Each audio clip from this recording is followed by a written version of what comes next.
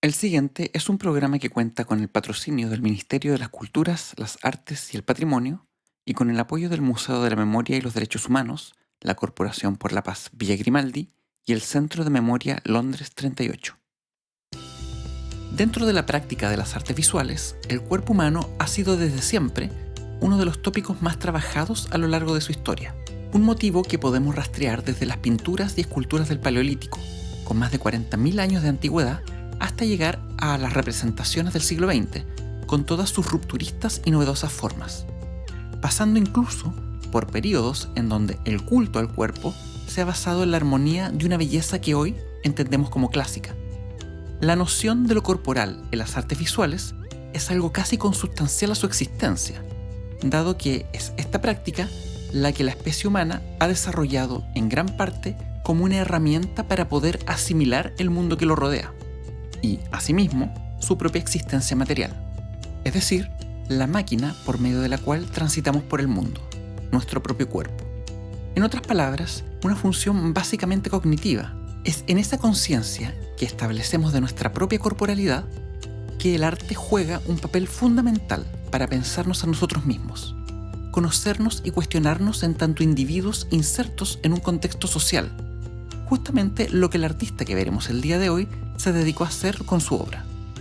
Nos referimos a Carlos Lepe, uno de los artistas chilenos que mayor fama consiguió a nivel internacional debido a sus incursiones en lo que se conoce como arte corporal, dándole una densidad que, en muchos casos, se escapaba de la comprensión más llana. Carlos Lepe consigue, por medio de la alteración temporal de su cuerpo, un cuestionamiento no solo del aspecto anatómico del mismo, sino de aquello que la sociedad y la cultura le ha impuesto a este, a partir de la masculinidad biológica con la que le ha tocado nacer. Lepe pone en entredicho estos supuestos que determinan su identidad y la expone desde su propia biografía, como alguien que no entra dentro de la lógica binaria y heteronormada. Será con su obra que este artista pondrá en tensión la cultura coercitiva del Chile de esos años, al confrontarla con una sexualidad traumatizada y vedada, en donde la figura de su propia madre se erigía como una entidad determinante en su vida, dadora de amor y cooptadora a la vez. De la misma manera que se pondrán en tensión lo público y lo privado como ámbitos del desarrollo humano, enmarcados, en este caso, dentro de un contexto histórico en donde la división se hacía difusa, al verse lo privado invadido por la esfera pública, encarnada en el Estado y la violencia ejercida por éste. Acompáñenme a conocer a uno de los artistas que en el rígido Chile dictatorial fue pionero en la incursión de un arte que cuestionó las imposiciones sociales con respecto al cuerpo y las identidades que a éste se le suelen achacar, en este nuevo capítulo de La Mirada Censurada, un podcast sobre arte en dictadura. Sean todas y todos muy bienvenidos una vez más a este programa en donde capítulo a capítulo hemos desglosado algunos de los artistas más emblemáticos de este periodo y que, en esta ocasión, nos abocaremos a revisar algunas de las piezas más icónicas de Carlos Lepe, un artista tremendamente prolífico y de los más renombrados a nivel latinoamericano. No se puede hablar de arte de performance en Latinoamérica sin mencionar al menos una vez a Carlos Lepe, también conocido como el Gran Mitómano, como él mismo solía autodenominarse. Un tipo de arte con el que quizás ya hemos tenido algún acercamiento en capítulos anteriores, aun cuando aquí presenta marcadas diferencias, ya que si bien trabajó ciertas temáticas que cabría ubicar dentro del mismo grupo de lo que hacían las yeguas del apocalipsis, arte de las disidencias sexogenéricas, es importante entender que entre unos y otros hay grandes diferencias que, en gran medida, están dadas en primera instancia por el periodo en el que surgieron. Así al menos lo plantea Fernanda Carvajal, investigadora en la que me apoyé para escribir el episodio de las yeguas y quien sugiere que las diferencias de contexto fueron determinantes. En el caso de Lepe, quien entra en la escena artística en el año 1974, lo recibe un país recién ultrajado, en donde la actividad cultural de carácter más público estaba totalmente vedada, a no ser que fueran realizadas por las mismas instituciones que la Junta Militar autorizaba. Un momento que se recuerda como el más represivo por parte del régimen, en el que se registran la mayor cantidad de víctimas de violaciones de derechos humanos, lo que hacía que, incluso dentro de la propia cultura de oposición, acciones como las de Lepe se dieran en espacios y para públicos sumamente restringidos. mientras que las yeguas emergen precisamente hacia el final de todo este trágico periodo, casi en las vísperas del plebiscito de 1988, y en donde era notoria una apertura cultural, en la que el miedo se dejaba de lado por una sensación de esperanza y movilizaciones callejeras que durante la década de los 80 marcarían la agenda político-ciudadana del país. De ahí que las yeguas habitaran espacios mucho más concurridos y buscaran las luces y las cámaras, cual divas en la alfombra roja. También, desde lo social, la obra de Lepe se distancia notoriamente de la de las yeguas, dado que, en el primero, existe un marcado sesgo teórico del discurso que buscaba plantear, articulado principalmente por la voz académica de Nelly Richard, filósofa franco-chilena, quien sería una de las principales aliadas e interlocutoras de Lepe durante gran parte de su carrera, ayudando a engrosar y densificar el discurso teórico del artista, al tiempo que hacía mucho más críptico su mensaje y, por defecto, elitista. Por su parte, las yeguas buscaban exponer no solo su cuerpo en tanto disidencias incómodas para la normatividad hétero que regía la sociedad de ese tiempo, sino que, asimismo, exponían sus cuerpos en tanto cuerpos de clase, es decir, que se mostraban sin omitir en absoluto su condición y procedencia popular, algo que, en el caso de Lepe, no era considerado, más que nada porque no estaba dentro de sus intereses temáticos principales. De ahí que el alcance de Lepe sea más limitado en cuanto a una llegada a distintos públicos, es decir que, si bien es un artista de fama internacional, esto solo corre para un segmento muy limitado de la población. Algo que queda de manifiesto al preguntarle a personas que no tengan conocimientos sobre arte si conocen a Carlos Lepe y luego preguntarles si conocen a Pedro Lemebel. Lo más probable es que puedan imaginar cuál será su respuesta. La pelá, la pituca, la putifrunzi, la chumbiló, la trolebús, la compra almas, la yonó, la pide fiao, la no se fía, la perestroika. La foto de aguja, la 7 potos, la foto de palo, la poto ronco, la abeja maya, la Wendy, la Ibala, ahí viene la esperanza rosa, la bim, bam, boom. Ya en relación a las fuentes que he usado para la elaboración de este capítulo y de las cuales les dejo el link en la descripción, en primer lugar habría que mencionar a la recién citada Nelly Richard, una voz ineludible cuando se trata de hablar y pensar la obra de este artista, específicamente dos de sus textos. El primero, llamado Cuerpo Correccional, de 1981, y escrito para la exposición del mismo nombre y realizada el mismo año. Y Márgenes e Instituciones, de 1986, específicamente el capítulo 4. Asimismo, destaco los breves textos Repeticiones subversivas, Performatividad y disidencia en el arte chileno de los 80, del investigador Felipe Rivas San Martín, del año 2012, y Sujeto biográfico y sujeto histórico en la sala de espera de Carlos Lepe, de Paulo Norato Crespo, curadora del Museo Nacional de Bellas Artes de Chile y amiga personal de este podcast. Además de las columnas La estrella de Lepe o Lo imperfecto en Lepe, de la revista del Centro para las Humanidades de la UDP, de la autora Isabel García Pérez de Arce, y la columna Incorporándose, del curador argentino Juan José Santos de la revista Art Nexus. Junto con estas fuentes, también complemento con algunos videos y entrevistas a críticos e historiadores, de los cuales les dejo el link en la descripción por si quieren profundizar un poco más, además de la página carloslepe.cl, que conserva un muy buen registro de la obra de este artista para que la revisen cuando puedan. Y bien, respondamos entonces la pregunta habitual. ¿Quién fue Carlos Lepe?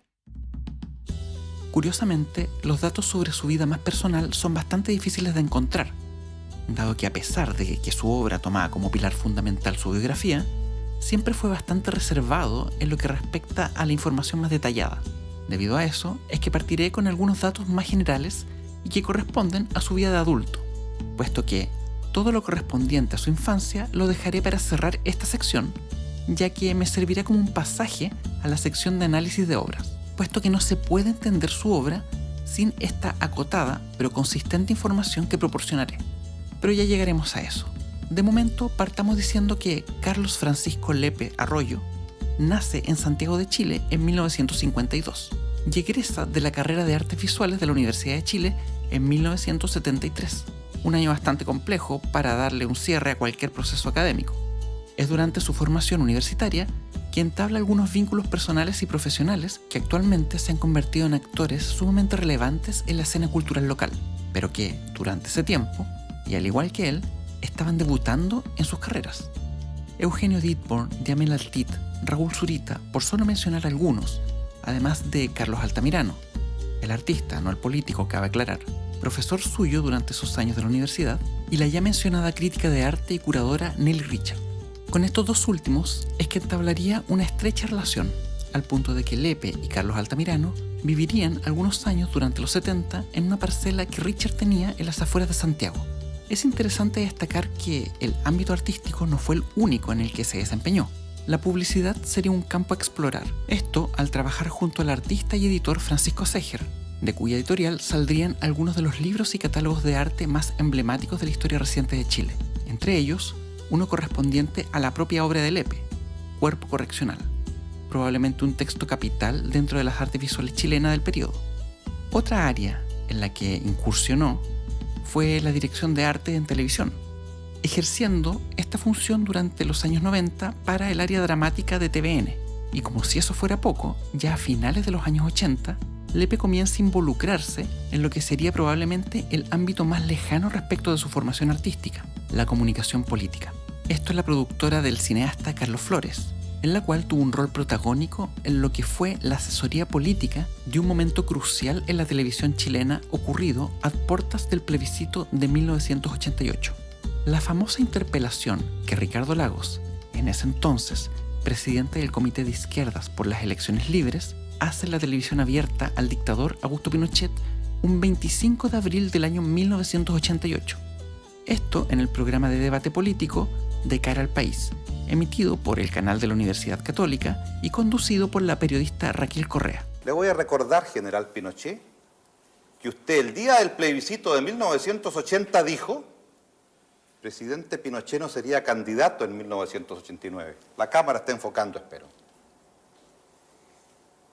Y ahora le promete al país otros 8 años, con tortura, con asesinatos, con violación de derechos humanos. Me parece inadmisible que un chileno tenga tanta ambición de poder, de pretender estar 25 años en el poder. Ricardo, Chileno algunos nunca ha estado así. Ricardo, aquí los que usted están va a tener convocados que son responder, ustedes. y usted va a tener que responder entre el sí o el no. Ricardo, lo y que yo el país lo emplazaría quiere saber... a que hiciera... Raquel, usted me va a excusar. No, es que Hablo estamos por preguntándole 15 años nosotros de a ustedes. silencio y me parece indispensable que el país sepa que tiene una encrucijada y una posibilidad de salir de esa encrucijada, civilizadamente, a través del triunfo del no. En aquel momento nadie sabía muy bien lo que ocurrió tras bambalinas, pero lo cierto es que, detrás de esa audaz acción, hubo toda una preparación previa que contó con más de un ensayo. Así al menos lo cuenta Isabel García, en la mentada columna escrita para la Universidad Diego Portales. Lepe fue uno de los ideólogos de ese memorable momento televisivo, el cual le significaría un enorme capital político a Lagos, quien lo cosecharía llegando a la cúspide de su carrera al asumir la presidencia de la República entre el año 2000 y el año 2006. Un hito que lo consolidó como un político de vanguardia por los cambios que en su momento Chile necesitó.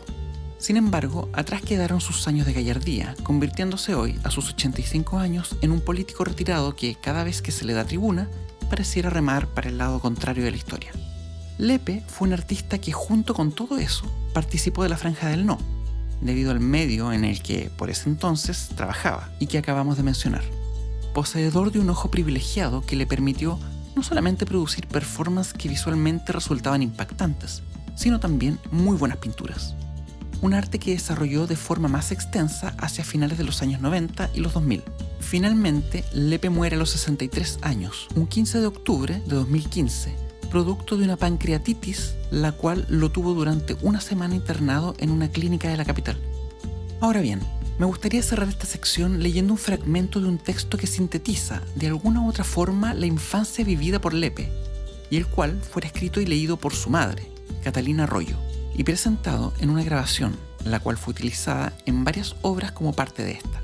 Este es un relato clave y que servirá de complemento a todo lo que aquí diremos de los trabajos a analizar.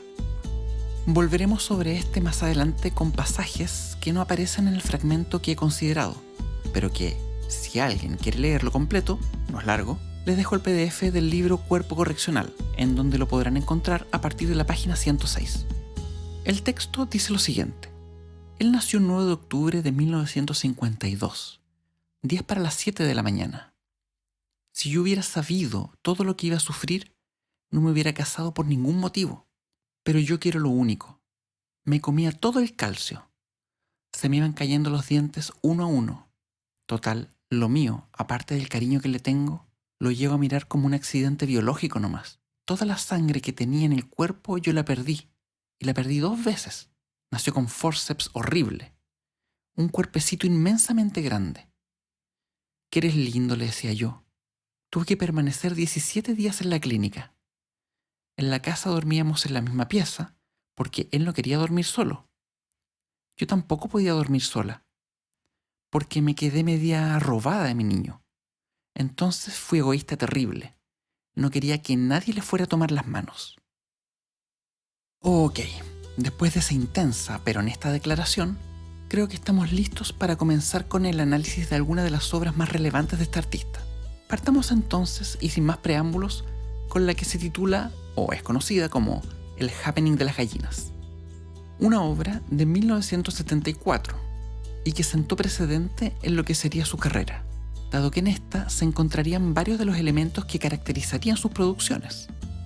La obra consistía precisamente en un happening, es decir, en un género propio del arte del siglo XX que comienza en la década de los años 60, cuando en Estados Unidos algunos jóvenes artistas, siguiendo las enseñanzas de las vanguardias históricas, comienzan a idear nuevas formas de pensar el arte, en donde el espectador de la obra dejaba su rol pasivo y comenzaba a ser un elemento activo dentro de esta.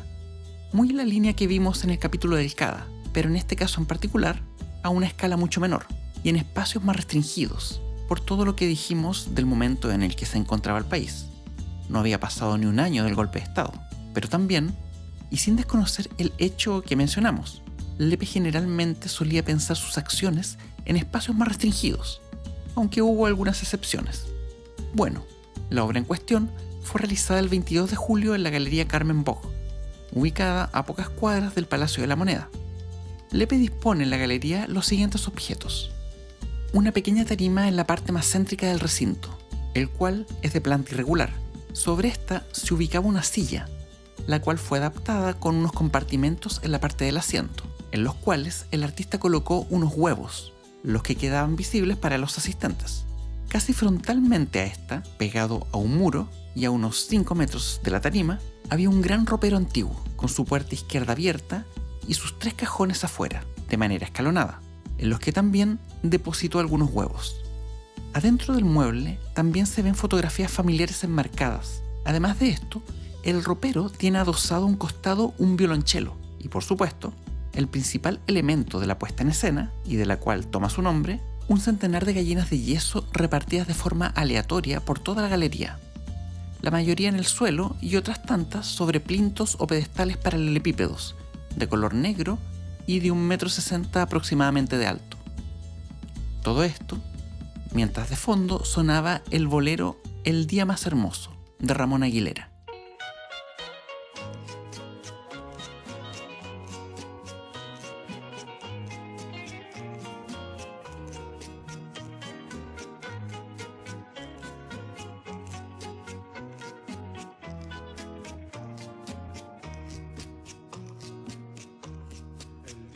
Toda la puesta en escena hace referencia a un funeral.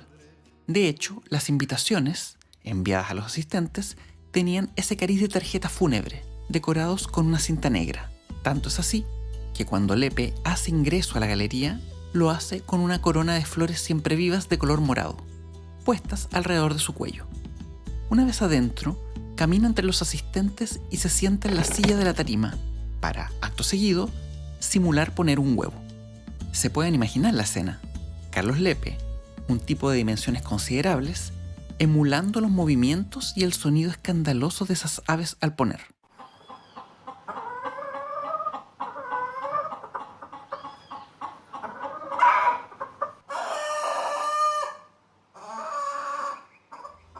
Todo esto ante los ojos de los asistentes, quienes miraban atentos y sorprendidos lo que estaba aconteciendo. Luego de que el artista termina su parte, una de las presentes, la crítica de arte Anna Helfand, toma una de las gallinas de yeso y la arroja contra el muro. destruyéndola e invitando al resto a hacer lo mismo. Por supuesto que ella y Lepe lo tenían todo conversado. Eso era parte de la obra también. Ante esto, todos los asistentes comienzan a hacer lo mismo, generando una caótica y escandalosa situación, por lo que el público no solo es partícipe de la obra, sino que además son los que la destruyen en la medida que son parte constitutiva de esta. El evento, además de todo lo narrado, también es complementado con bocadillos consistentes en pan amasado, vino y huevos duros que los asistentes consumen y que tienen coherencia simbólica con lo que el artista aborda en su trabajo. Con esto, la obra, además de incorporar a los asistentes predisponiéndolos a su destrucción, y con ello su consumación, los invita a ingerirla, es decir, no solo a formar parte de la obra, sino que ésta pase a formar parte de ellos, al menos el tiempo que dura la digestión. Ahora bien, partamos diciendo que existen en la obra de Lepe, no solo en esta, sino en toda su producción, elementos constantes, tanto materiales como temáticos, en los cuales persiste durante toda su carrera. Uno de ellos será la figura de la madre, o, en términos más amplios, lo materno, y que está presente en varias de las partes que componen esta obra, la cual es una gran oda a la maternidad y su capacidad creadora, o mejor dicho, procreadora. Pero al mismo tiempo hay latente una pulsión de muerte que es persistente y que develaremos en breve. De momento, centrémonos en lo materno. En primera instancia, queda manifiesto en la presencia de las gallinas la metáfora que el artista hace respecto de la capacidad de la mujer de dar vida, algo que se acentúa aún más con la cantidad que dispone dentro de la misma galería, alrededor de 100. Junto con ello, se encuentran los elementos que remiten directamente a su madre, entre ellas algunas de las fotos que se podían ver dentro del armario. Por otra parte, este mueble de grandes dimensiones, en tanto contenedor, se puede entender como un objeto que remite a esa característica propia de lo materno, el cobijo, en donde no solo hay fotografías, sino que, como dijimos, algunos huevos de yeso, depositados dentro de sus 3 cajones abiertos de forma escalonada, además del componente musical, el violonchelo adosado a un costado, cuya figura puede remitir al cuerpo femenino, sin mencionar además que el tamaño remite al de un humano pequeño, 1,30 m aproximadamente, es decir, un niño. No es casual que Lepe haya elegido este instrumento que además se toca de forma muy particular, sobre el pecho del intérprete, lo que puede evocar claramente al gesto o postura de la madre amparando al hijo. A esto se le suma, como ya lo habíamos señalado, que durante el desarrollo de la obra se escucha el bolero El día más hermoso, un bolero dedicado a las madres en su día y que posee las características propias del género, una cadencia melancólica y muy expresiva en sus vocalizaciones, enfatizando el drama que, en muchos casos, se narraba. Ya en relación a lo mortuorio, algunos de los elementos que apuntan en esa dirección saltan a la vista, mientras que otros están de forma mucho más sutil. En primer lugar, tenemos la invitación a la exposición, la que incluso, antes de la realización de la obra, la persona invitada podía tener un indicio de aquello que vería. Esto debido a la cinta negra con la cual se decoraba.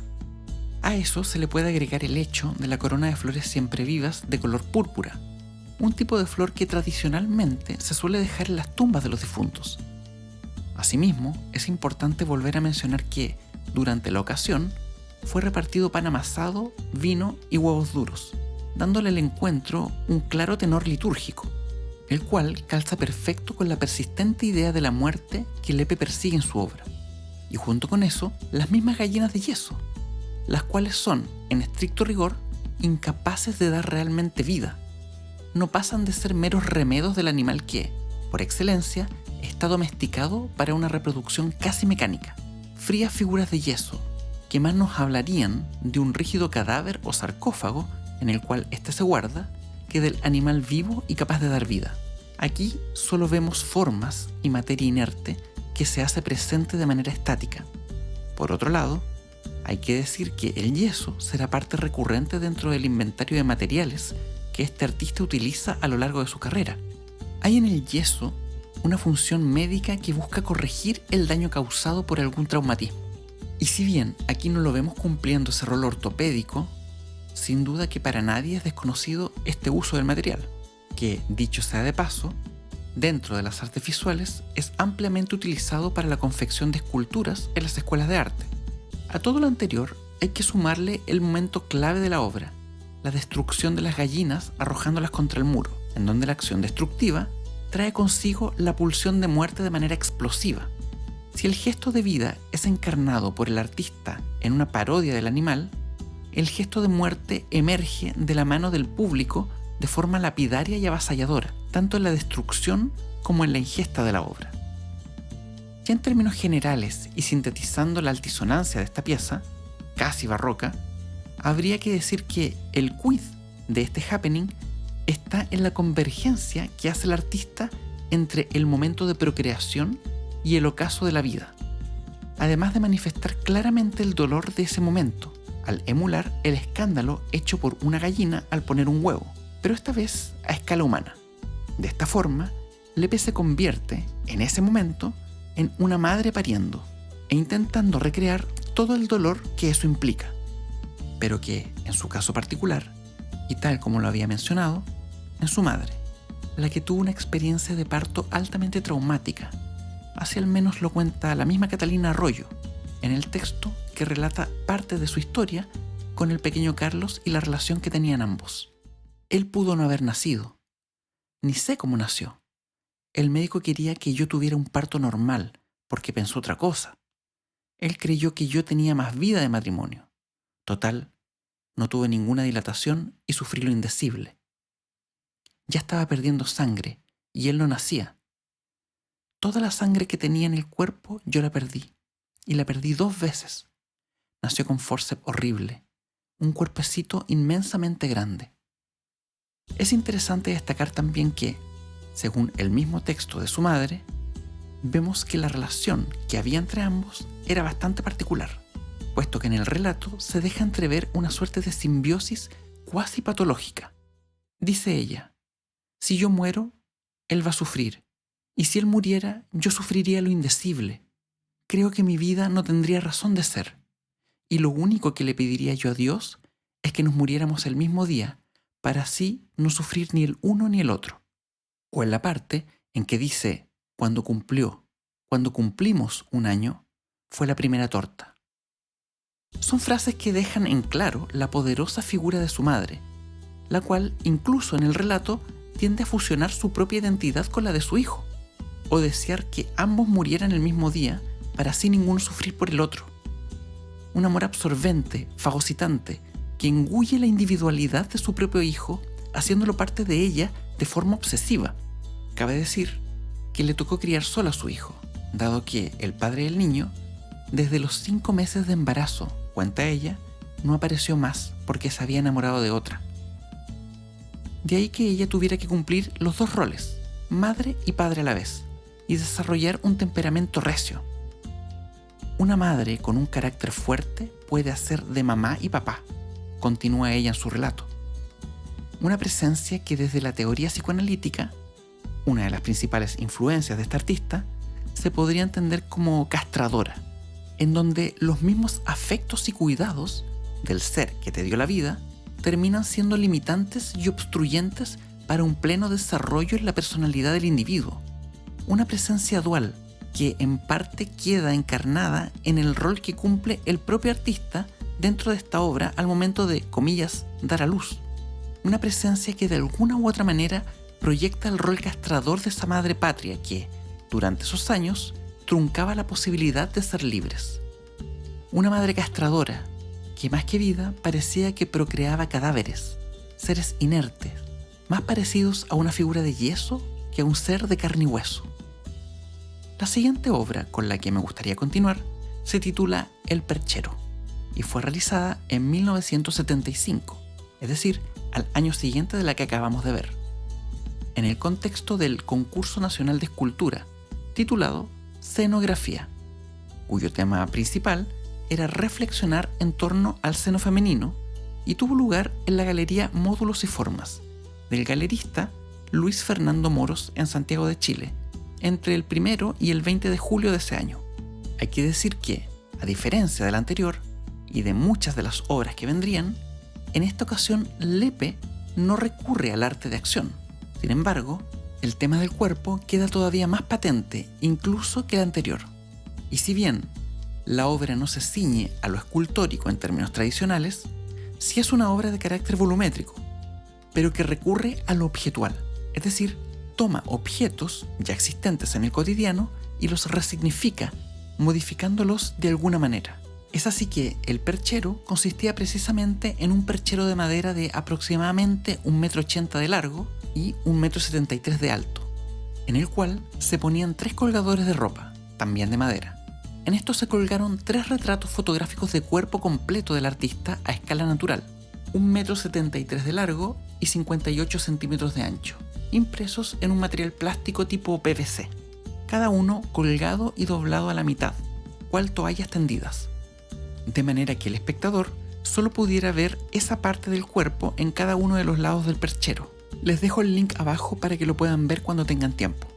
En el primer retrato se veía a Lepe ataviado con un vestido femenino antiguo, el cual recoge con sus manos al tiempo que extiende rígidamente su cuerpo y deja caer la cabeza hacia atrás.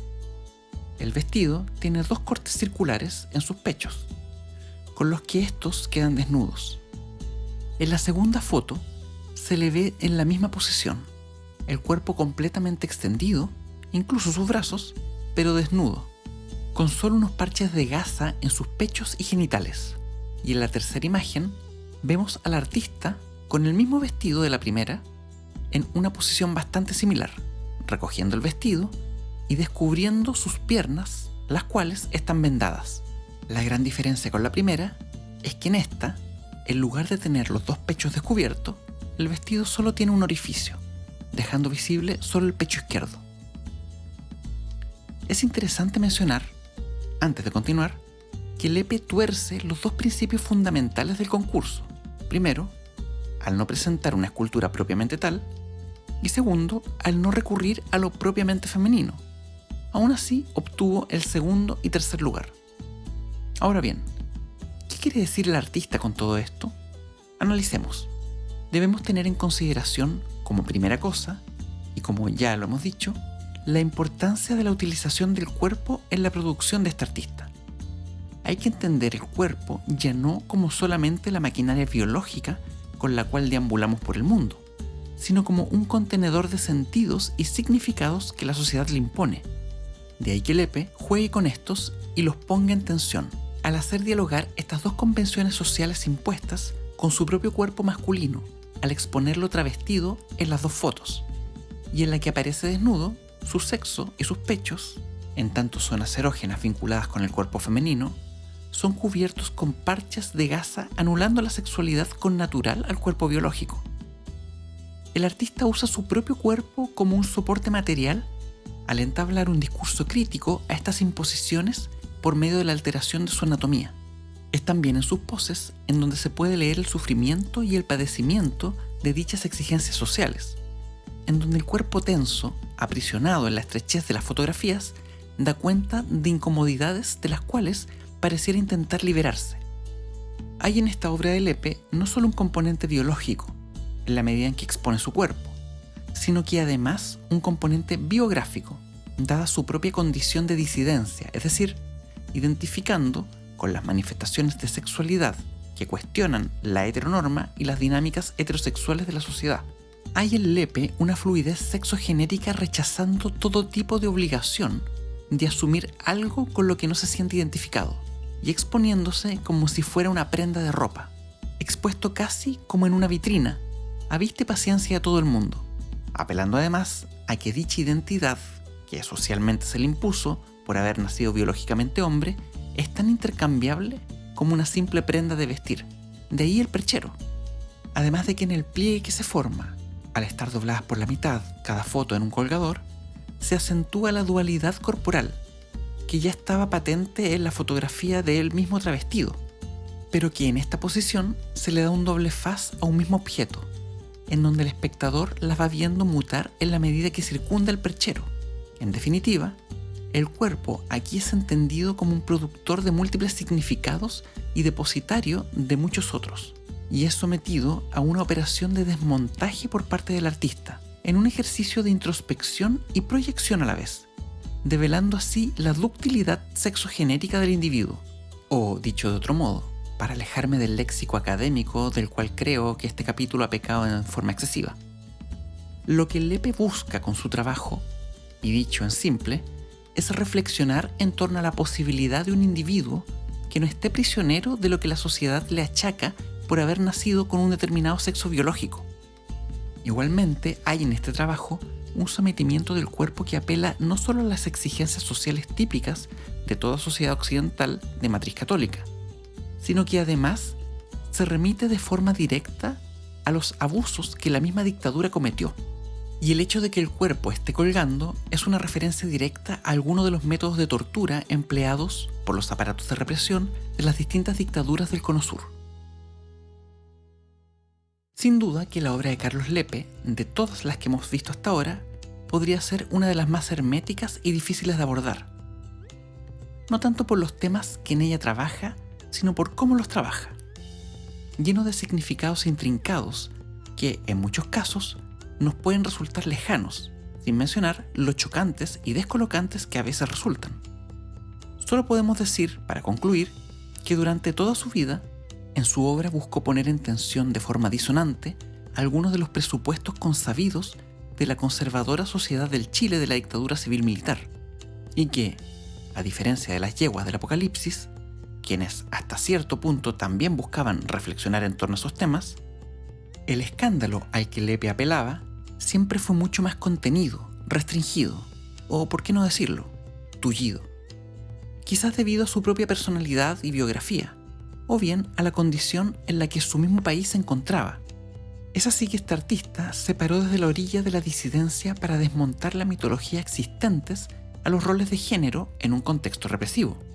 Es curioso que ya en los años 90 se haya decidido alejar del mundo del arte para dedicarse a otras actividades, aunque nunca abandonándolo por completo.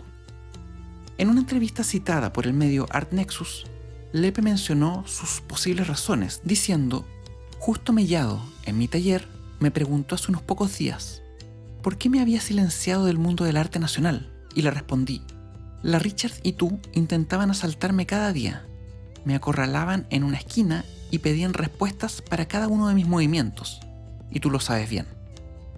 Esto en referencia a los dos críticos de arte más cercanos a él y los que más han abordado su obra.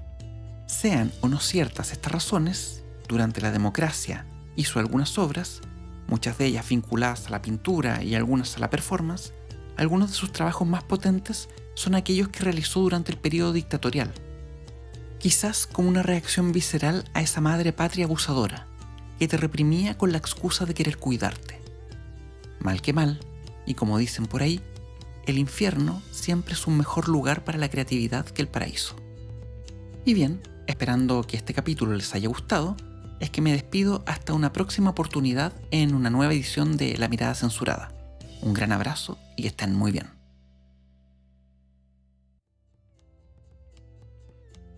Quisiera agradecer encarecidamente a Leonardo Ramela, ingeniero, sonidista y músico, productor y editor del podcast, y a quien pueden escuchar en su canal de YouTube.